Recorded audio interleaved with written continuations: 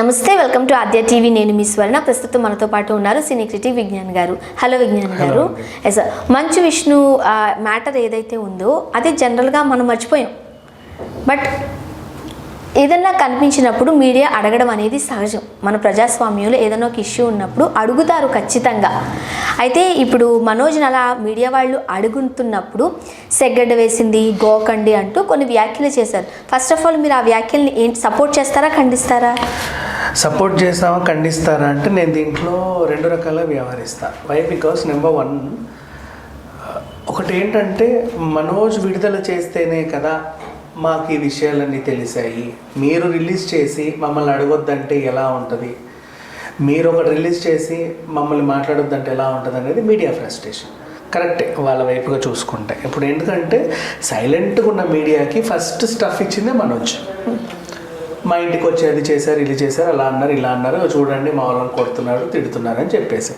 Next అదే మీడియాకి ఇంకో స్టఫ్ ఇచ్చింది విష్ణు. లైక్ ఇదంతా house of Manchus, it's a reality show, మా దగ్గర ఏమీ లేదు, నాగార్జున గారు వాళ్ళు ఎలిమినేట్ చేసేయండి అన్నట్టుగా ఆయన చెప్పాడు.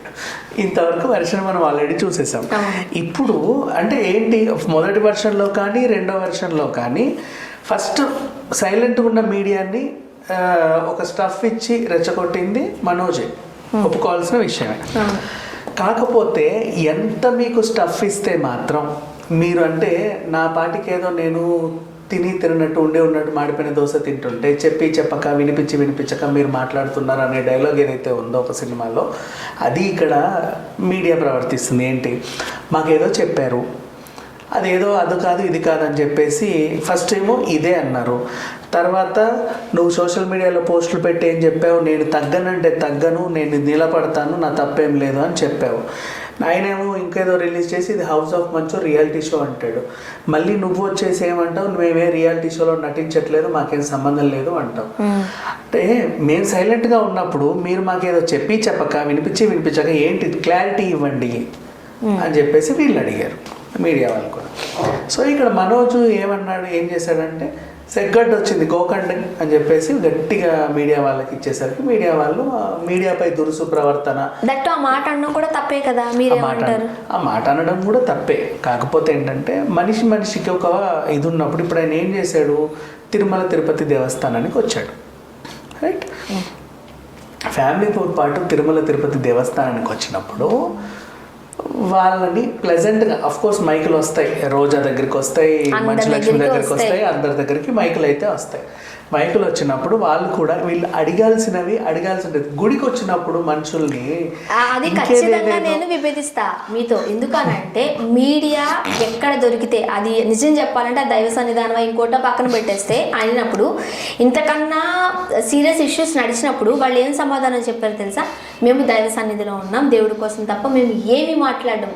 నువ్వు అది కోపంగా అన్నా చెప్పు, నవ్వుతూ చెప్పు, ఇంకోలా చెప్పు, బట్ నీ మాటలు చాలా జాగ్రత్తగా మాట్లాడు. నేను దైవ సన్నిధిలో ఉన్నా, ఇప్పుడు నేనేం మాట్లాడడం, చిరాగ్గా వెళ్ళిపో. అడిగితే గోకండి, దేవుడి సన్నిధిలో సెగ్గండేసింది, గోకాలు మాట్లాడడం ఎంతవరకు ఇది మాత్రం 100% తప్పే. కాకపోతే ఏంటంటే అంటే ఫ్రస్ట్రేషన్లో ఏదో మాట వచ్చింది అబ్బాయి, కానీ అట్లా నోరు జారడం తప్పే. ఈ విషయంలో చూసుకుంటే ఫస్ట్ టైం కూడా మంచు విష్ణుకి ఆవేశం ఎక్కువ అనుకుంటే ఈయన కూడా ఉంది. ఆ పోస్ట్ పెట్టడం కూడా వెంటనే, అంటే ఒక్క నిమిషం కూడా ఎవరితో మాట్లాడుతున్నావు, ఏం మాట్లాడుతున్నావు, రేపు అది ఏం జరుగుద్ది, వాళ్ళు ఎలా రిసీవ్ చేసుకుంటారు అనే ఆలోచన ఒక్కటి లేకుండా వెంటనే గబుక్కున కొన్ని మాగేయడం ఉంది. చూసావా ఈ ధోరణి? మనము ఇంతకుముందు ట్రోల్స్ గురైనటువంటి మోహన్ బాబు గారి దగ్గర చూసాము, విష్ణు దగ్గర ఎక్కువ చూసాము.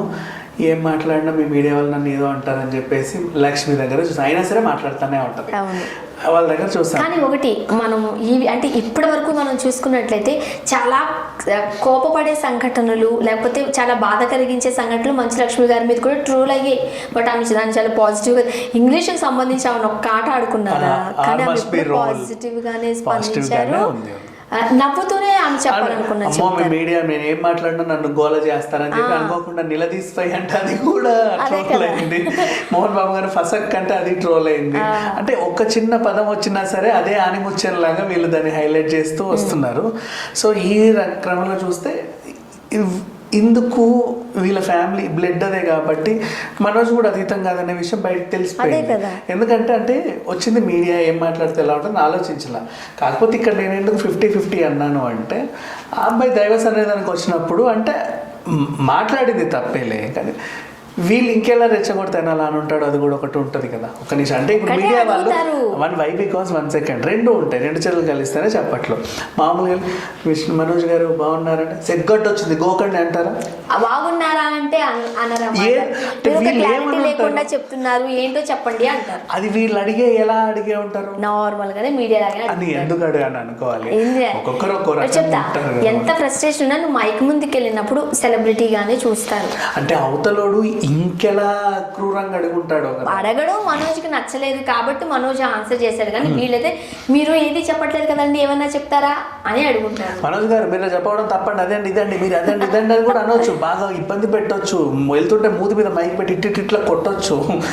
యూ డోంట్ నో బికాజ్ చూసాను కదా. ఇప్పుడు అంతెందుకు మనం ఇప్పుడు నా పర్సనల్ ఎక్స్పీరియన్స్ ఐమాక్స్కి రివ్యూ, నేను ఐమాక్స్కి వెళ్ళను, నన్ను కనీసం చూడు ఏ మూవీ రివ్యూ అయినా సరే అందరూ మన రివ్యూవర్స్ అందరూ వస్తారు ఫస్ట్ డే షోకి, ఒక విజ్ఞాన్ దాసరి తప్ప. ఇప్పటివరకు నేను ఐమాక్స్కి వెళ్ళాలి, ఒక్కసారి వెళ్ళిన పాపానికి ఉండలేదు సార్. చెప్పండి రివ్యూ. మనం ఛానల్కి వచ్చి మాట్లాడుకుంటాం కదా, కాకపోతే ఏదో అందరు ఉంటారు కదా అట్టహాసంగా ఉంటుందని వెళ్తాం అక్కడికి. అట్టహాసం కాస్త ఇక వదలరు పట్టుకొని. ఒకసారి నా చుక్క కూడా చినిగిపోయింది, అంటే గుండి అది ఊడింది. మళ్ళీ వెళ్ళి నేను ఇంకో డ్రెస్ వేసుకొని ఛానల్కి వచ్చి చెప్పాను. అప్పటికే నా రివ్యూ కాస్త 1 గంట లేట్ అయింది మళ్ళీ. సో ఇట్లా కొన్ని ఉంటాయి ఇష్యూస్, అందుకని చెప్పి నేను ఎప్పుడు కూడా ఇప్పటివరకు మళ్ళీ ఐమాక్స్కి వెళ్ళడం మానేసాను.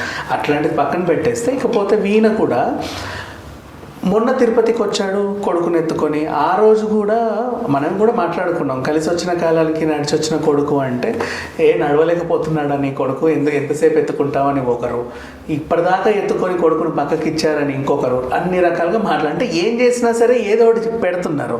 ఇప్పుడు ఇక్కడికి వచ్చి కూడా మేబీ ఆ లాస్ట్ టైము ఆయన్ని మొన్న వచ్చినప్పుడు కూడా నెగిటివ్గా ప్రొజెక్ట్ చేసిన విలేకరే మళ్ళీ తగిలుండి ఆయన మళ్ళీ ఇబ్బంది పెట్టడానికి ఉంటే ఈయన కోపంగా నన్ను ఉండొచ్చు కదా. రెండు చేతులు కలిసి ఊరికే మనోజ్ గారు మీరు చెప్పండి అనగానే సెగ్గట్టు వచ్చింది గోకండి అని ఎవరు అంటారు. Not only Manoj, nobody will say like that అనరు ఎవరు. ఒక మనిషి కోపం వచ్చి గట్టిగా ముందు వెనక ఆలోచించడం మాట్లాడాడు అంటే అవతల వ్యక్తి ఎలా ఉన్నాడో అనేది కూడా మనం చూడాలి. బట్ నేను ఇంకొకటి కూడా ఏం చెప్తాను అంటే సెలబ్రిటీస్ అన్న తర్వాత వాళ్ళకి కోపం వచ్చినా కొంచెం తగ్గించుకుని ఉండాల్సిన బాధ్యత కూడా సెలబ్రిటీస్కి ఉంటుంది, అది ఎవరైనా సరే. ఎందుకంటే వీళ్ళు ఏదో అన్నారు కదా నువ్వేదన్నట్టు ట్రోల్స్ గురయ్యేదో లేకపోతే నీ ఇది పడిపోయి అలా అనుకుంటే పెద్ద పెద్ద హీరోని పెద్ద వాళ్ళని చాలా మాట్లాడుంటారు, కానీ వాళ్ళు కొంచెం సంయమనం పాటిస్తారు. సో సంయమనం పాటించాల్సిన బాధ్యత ఖచ్చితంగా మనోజ్ గారికి ఉంది అని నేను 100%. కాకపోతే ఇటీవల జరిగిన పరిణామాల విషయంలో చూసినా కూడా మొన్న పెళ్లి దగ్గర నుంచి ఇప్పటి వరకు కూడా 2 డేస్కో 3 డేస్కో మీడియా ఫోకస్ అవుతానే ఉన్నాడు ఏదో రకంగా. మన గొడవ తర్వాత కూడా శ్రీహరి గారి కొడుకు మూవీ ఓపెనింగ్కి అండ్ రామ్ చరణ్ తేజ బర్త్డేకి ఎక్కడికెళ్ళో జనాలు ఇదేంటి అని చెప్పి మరీ అంటే అగ్రెసివ్గా అడుగుతూ ఉంటే ఎలా ఉంటుంది ఎవరికైనా కొంచెం ఉంటుంది. రెండు